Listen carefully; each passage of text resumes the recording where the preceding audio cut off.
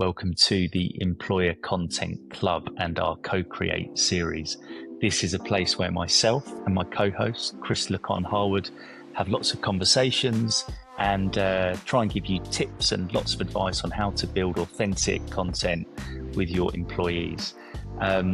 Chris was very recently at the RMAs, the Recruitment Marketing Awards, rubbing shoulders with everybody in the world of employer branding, recruitment marketing, and the broader TA community, having lots of conversations about lots of different things. But look, Chris, I wasn't there, you was. How was it? How was the night? Yeah, it was good. Lots of people, hundreds of people in the room. I think kind of the biggest thing for me, I kind of mentioned it before, but it's this thing about just being able to get into a room with lots of other people and just catch up with people, chat with new people, chat with familiar faces, and actually have a, in-person conversation. It was great to take that kind of familiarity from LinkedIn and splice it with in-person chit chat. And yeah, it was good. It was good fun as well, definitely. I can imagine. And what was the venue like? Because I saw some pictures that you took. I know we were having a little bit of a chit chat on WhatsApp, but it looked like a great layout. It looked really nice. Yeah, so it was at the Hilton down near Bankside, not far from Blackfriars. So South River, good, nice venue. First time they've done it there as well. But yeah, it was the right size venue for it, and it was a good atmosphere to the place and a decent sized dance floor as well. Oh, very good. So look, what were the key highlights, takeaways? What did you enjoy the most? I think it goes back to the thing about it being about people just being able to spend time together. I think, celebrating great work, not only like looking at work that's up on the stage. And as a judge, it was great to be able to kind of really get that insight into different types of work, although I didn't judge every single piece, of course. But, just I think it's a chance for people to take a step back from one, it's been a challenging year, hasn't it? So I think this thing about, absolutely. Let's recognize the work that has been done. Let's take a bit of a step back to actually celebrate it. Let's just spend with other people in the industry, whether it's in-house peers or agency peers. I think that was really, really, really good. Also had some conversations with people as well about, not to name any names at all, but kind of the themes that came through. I wanted to make sure that I've got a sense of what was going on in the industry. Those evenings are brilliant for that, Chris, aren't they? Yeah, it is. I think I think everyone finds that one of the most valuable things. The whole celebration thing is great, but just being able to see if you're all in the same boat, and I think people take great comfort in just being able to go, oh, that's happening to you as well, or oh, you're doing that, that's interesting, or I've seen you do this, that's fantastic. Yeah. I think in terms of like kind of themes throughout, I think, obviously the thing about, budgets and, came up and kind of varied in what people are saying, but see budgets being tighter than usual, is something that did come up. But I think in particular is about the budgets maybe being there, but it's just when the go button was pressed, kind of holding back until the right time to then spend the money as well. So we kind of then spun off into interesting conversations about, well, actually, how do you do it these days? Is it that you actually just have a big budget that you then spend, or do you take more of an iterative approach, a kind of more agile approach, where you are just rinsing and repeating and adapting on smaller budgets? But yeah, the budget thing was, interesting, not necessarily surprising. Piece around AI, I kind of purposely wanted to prod that. It's people do tend to roll their eyes and go, "Oh, AI," but it's such an important thing to talk about, isn't it? It really isn't. I think the theme that also came across in RecFest was this thing about, using AI in the right way to be that sidekick for you. Yeah, absolutely. Yeah. Look at in-house teams tend to be small. I talk to a lot of people. They're it's either one person role, or it's a small team, or it's a percentage of an existing team, like a talent acquisition team.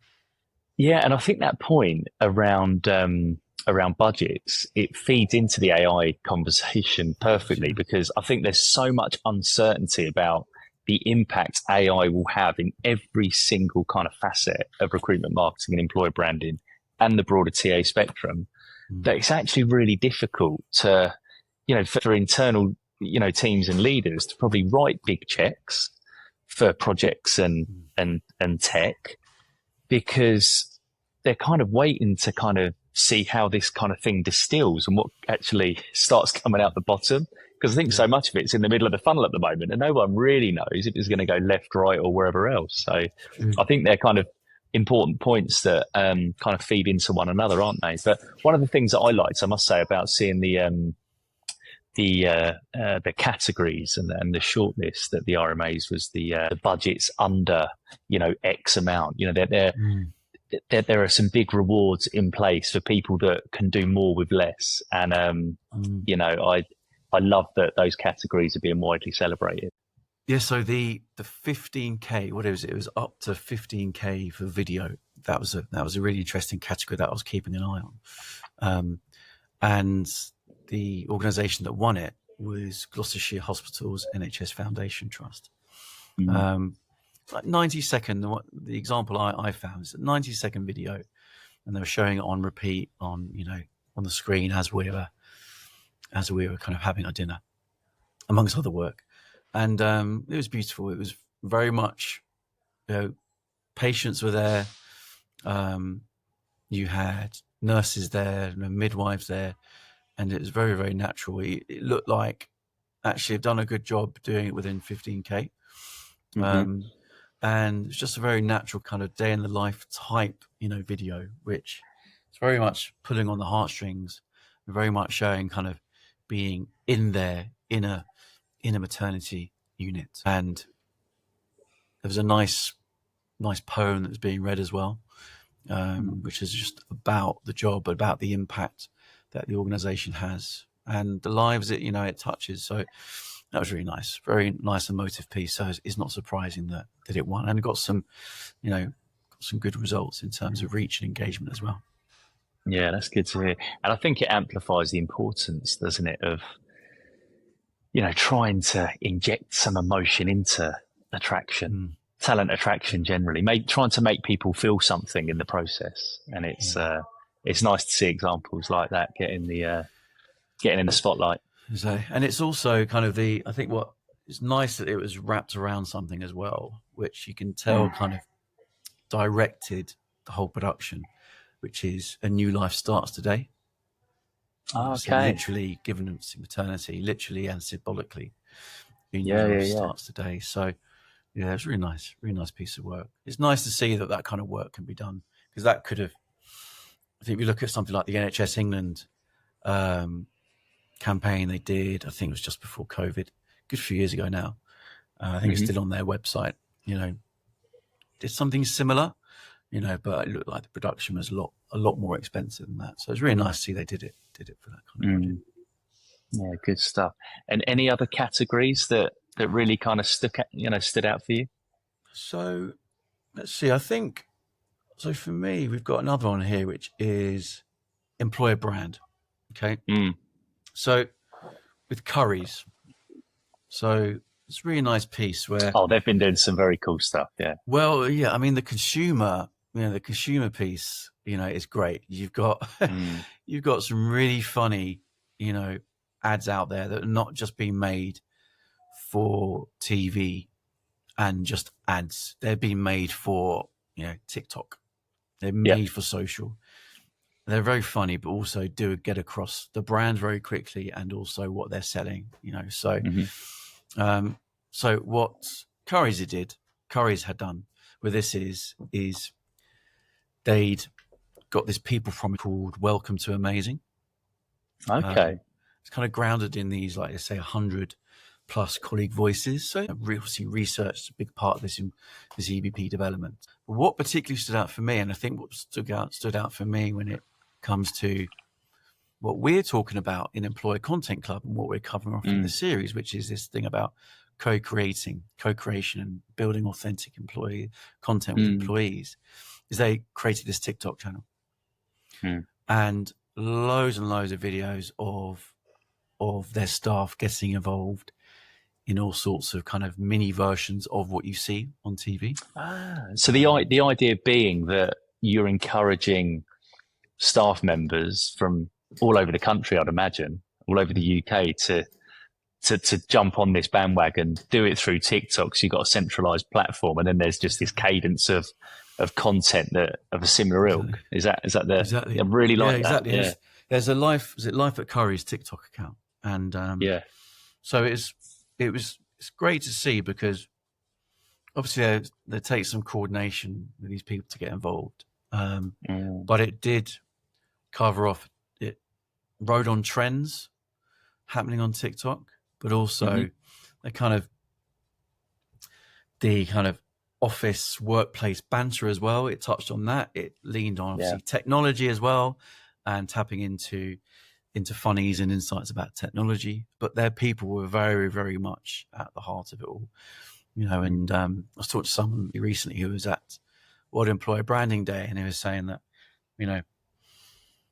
yes, getting your employees involved is important, but the minute you try and put the gloss on it too much, the less it becomes, it is authentic. So yeah, a really nice piece of work. And look, it got cost per hire was reduced because of it. Lots and lots of reach on TikTok, which is great, lots of engagement. And they're fishing in the right pond, Chris, aren't they? They're publishing content in the place that they need this content to be consumed. That's their target audience demographic. They're getting in front of them, and it's that's good to see. I think for me, I'm going to read in between the lines here a little bit with this campaign. Okay, I think because of what's been done in the consumer space, it's very well known, certainly in marketing circles, certainly on LinkedIn, about the fact that Currys are doing this thing, and being very natural and really leveraging TikTok, is that there is automatically a permission from the organization to do it as well. So an organization like Currys would have been in a much better position and much more comfortable to do this than, say, another organization. Yeah. So I think there's that thing about that, the organization being in the right space to then be able to give their people the freedom to get involved this way, rather than just being recruitment advertising and recruitment marketing content. And I think this taps into something else that I was talking to people about, which is this concern about, or kind of apprehension, let's say, about, doing this content, having employees involved in co-creating content and creating their own content as their own kind of micro-influencers and content creators is great. But what if that jars with what we're trying to say as an organization? Yeah. What if there is some things that aren't the absolute polished versions of ourselves out there? What if it is a little bit, it's difficult here? It's like, so that's the kind of thing where you go, but it's important to be authentic. It is. But I think there's that thing about creating the right environment and building the business case to make sure that an organization is comfortable with doing that way. And, often a way of doing it is to show some examples of when it has happened, whether it's in the organization or other organizations where that content has reached so many more people and got so many more engagements than a brand channel. Absolutely. Or more traditional captured content. So that was the thing. And there's no doubt the role of employees in generating content has a big future. And you have to look at platforms like Vouch. God bless Vouch for sponsoring us and supporting us this series. Absolutely. But they're a good reason why they're around, is because of this growth in content that's being created by employees, and they are your film crew. So that was really interesting. But it's great to see that actually it was on stage getting the employer brand. It was a big part of the employer brand category entry. So happy days from I think our perspective we're talking about.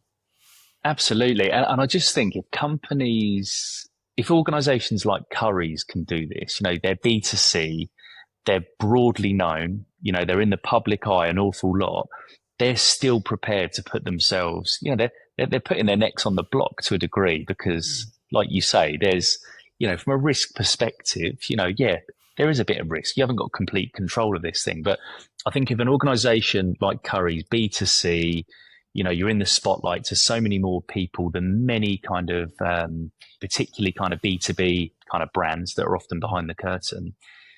If they can demonstrate that they can do it, they're not scared to do it, and they're getting great results. I think it's a really nice advertisement for the rest of the market to kind of give this thing a try, because it's that bravery so often pays off.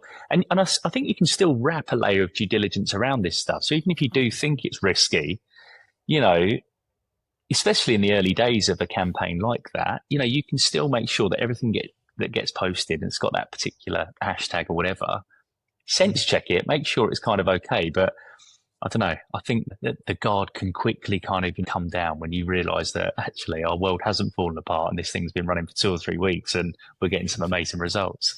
Well, authenticity all plus with the stabilizers on, isn't it? I think you're right, having that control. And again, like, Vouch is, a good example of that, where actually it enables you to source that content from people, from employees, but have that editorial control, But I think, it was great to see that there's an example of Currys out there going, you can do this. Now, I think the main thing is also about organizations not looking at that and going, well, but they're Currys, they can do that. And things like, well, talk to the people at Currys and ask them, why it was important for them to do that. It wasn't just because a campaign is being done out in the B2C world. So it was great. As a bit of I gave a bit of a high five to you when I saw that, win the award, definitely. I like that a lot. That's awesome. Also, I think in terms of like one more thing actually with the campaigns is, so this featured a lot in the nominations and won a few awards. It got the Grand Prix. Okay. And that was BP. So BP, it was the We're Making BP Work for Women campaign. Mm-hmm. So it was lovely. There was, yes, it had nice talking heads videos in an office, nice backdrop, cutaway to, B-roll for cutaways, the usual thing. But I think the particular thing that gave us extra juice and authenticity was we had this thing called Walls of Talent.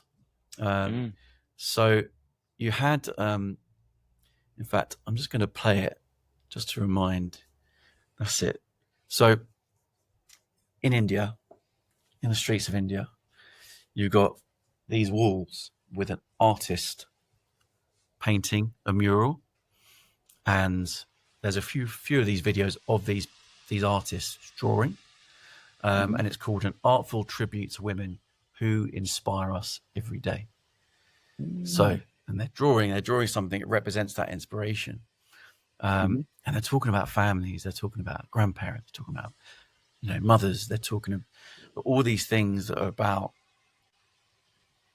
tributes to women, rightly so. We are, between us, we could field a 5-a-side football team squad, couldn't we? Without and the rest, I think seven daughters, five 7 daughters, 2 on the bench. So if you're ever going to find 2 guys that would be get behind a campaign like that, I think you've found them in you and I. Exactly, but it won a number of awards and it got the Grand Prix for good reason. I think really. So I didn't judge it, but that kind of mini series of this artful tribute to women who inspire us every day was fantastic because kind of, I think, really got people thinking, about these tributes, but also thinking about what has been achieved by individuals watching it and by the individuals taking part in these videos, but also what can be achieved by the individuals taking part in this and the individuals watching this content. And the application numbers soared off the back of this. And I've no doubt that series of, artful tribute to women is a big part of that. Really nice piece of work. That's awesome. So kind of different from the TikTokification of content, where it's kind of much more raw, albeit there's thinking behind it, to this, which is like this beautiful kind of artful tribute to the role of women, and also to then communicate the important role that understandably women have in the world of work, and at BP. Absolutely. Yeah. Yeah, really like that. I'm gonna check that one out. I haven't I saw the Grand Prix award, but I didn't actually see who won it, and or any links. So yeah, I'm gonna check that out this afternoon. It sounds really, really cool. So Chris, any final key takeaways? Did you leave the RMAs last week kind of with any lasting thoughts? I think that, for me, bouncing out there, definitely. So I think definitely, and it wasn't the booze, I only had 2 drinks, but it was, I think that thing about make sure you go to events. They were bottles. They were bottles. Yeah. They're big. Yeah. Big full bottles. Yeah, exactly. But I think, go to events. You don't have to go to the awards, albeit, get a ticket and go, if you don't have to be a nominee to go to these awards. But go to events. And I swear I didn't say this because we got Employer Content Club, but it's natural that we have something called Employer Content Club. When I'm saying this is find those opportunities to go where other people are doing things that are similar to you and doing things you haven't done before. Because actually, go on the conference circuit, go to events like Employer Content Club where you get to talk to peers, get to talk to subject matter experts, because that is really, really valuable, definitely. Because you learn so much from it. And I learned a lot by that evening, at the RMAs. And it's in a great environment as well, Chris, I find. Yeah, I just find, catching up with people in those environments, everyone's in a jolly mood, everyone's there to have a good time, also learn and, give people their flowers that deserve them. But just a great environment to catch up as well, isn't it? It's far from a stuffy, confined 30-minute coffee catch up that, where you're both super busy and you have to fly out the door. So yeah, I'm with you on that one entirely. Also create your own events, do something. There's nothing stopped us from doing this, but also just whether it's internally, get your team out the office and or spend, we're going to go and spend time with another department. Maybe it is in the B2C space or the B2B space, we're doing those things, because that really is a step back and does get you thinking. I also think another thing is around, so a really interesting conversation with somebody about, small team, in-house team, being very busy, but trying to find the time to be creative, because there's lots of ideas out there, but it's just about the time of trying to formulate those ideas. So that thing about taking a bit of a step back, someone I was talking to says she was going, well, kind of decided, right, the busy seasons are over. I'm now going to take a bit of a step back and have a think about some ideas that I've had. And off the back of it, they gave a really great brief to somebody in the organization, and they got some great content off the back of it. So I think force those moments more of going, I need to, for one thing, force myself to take a step away, go for a walk, go for a bike ride, do something that's not work, because actually that is sometimes even more effective than working at your screen. Then also just book aside time to actually plan out your content and come up with these ideas to then brief people. Could do that, and you're building out that in-house capability, not having to rely on external partners to do a lot of the heavy lifting for you. So I think that was a big thing as well, really. Yeah. And I think that creativity piece, Chris, kind of feeds in really nicely to your first point of just go to these events. Even if you don't initially feel like it, or you feel a bit anxious, you haven't done many of them or any of them previously, but I just find that those events feed my own creativity so much, because you see all of these examples. You see the NHS projects, you see the BP projects, you see all these other amazing projects. And I think you go back to your desk on the following Monday with so many new ideas and ways of doing things. And where you thought the ceiling was here, the ceiling's actually way up here, or you thought the boundary was over here and it's actually right over here. But yeah, I think those 2 points really feed into each other, don't they? I've got an idea where we're going to do something for Employer Content Club off the back of what we just talked about. So talk about conversations, sparking ideas, definitely. Nice. Last thing I think, advice-wise, was off the back of really good conversation I had near the end of the night. which is still a very coherent conversation. It was around the realization that actually when you're having kind of preparatory calls, if you're doing, say, a production, and it's a more traditional production, think about the actual preparation calls, the research calls, because actually that's often where you get your most natural content. It's like those MS Teams calls, and you're asking people about what they do and about the expertise they have and the stories they have. They are so relaxed. Yeah. And they're just so naturally themselves. Well, we've seen it before, you can't just expect someone to get into a studio and just all of a sudden just turn it on. You need to build that kind of comfort for them to be able to be as natural as possible. But God, what if actually you found opportunity to replicate that kind of preparation work, those MS Teams calls, to actually create the content? Absolutely, yeah. Because that relaxed, that really being themselves, that's what authenticity is about. And when you do that more and more in an organization, the more people get the vibe and the swagger and the feeling of an organization, which is why we need lots of content. You can't just get it across by taglines and headlines. You need to be able to get it off repeatedly by feeling.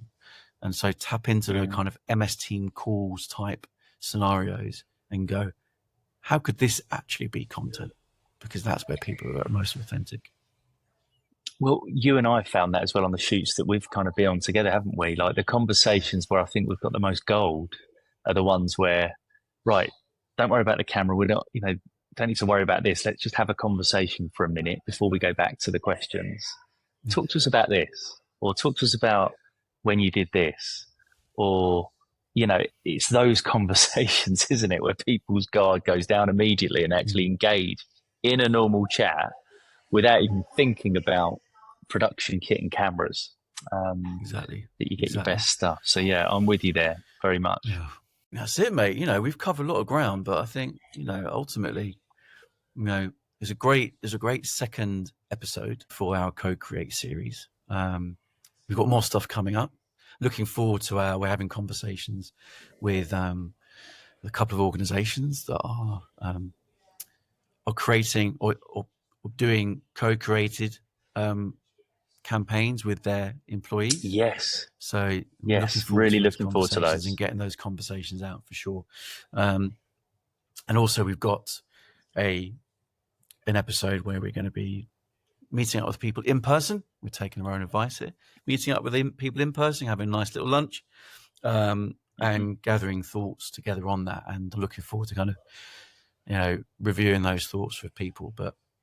And also we've got quite a few people who are interested in using Vouch to record their own thoughts about employer branding and co-creation of content with employees. Had someone just drop into my LinkedIn today saying how, they're going to put some time aside to film their thoughts. So to get that kind of practitioner on the ground thoughts as well is really important. Without a doubt. Well, look, we've got loads coming up, and looking forward to it. And thanks for giving us the RMAs debrief.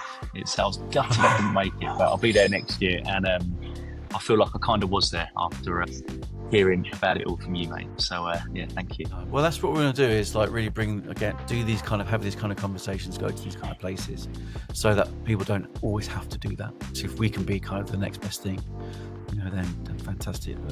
But anyone who's listening, we've got a founding members sign up list. We are going to be doing our next event. We're planning that at the moment. I want to make sure that we get people, in-house practitioners, to share their thoughts and their opinions, and we've got some interesting people teed up to talk at those events. So I'm looking forward to that. So anyone who's interested, definitely make sure you sign up, and we'll let you know about future episodes that we'll be dropping for this series, but also the events that we're going to be doing as well. Definitely. Really good to see you, mate, and I will speak to you very soon. Good stuff. Take care, mate.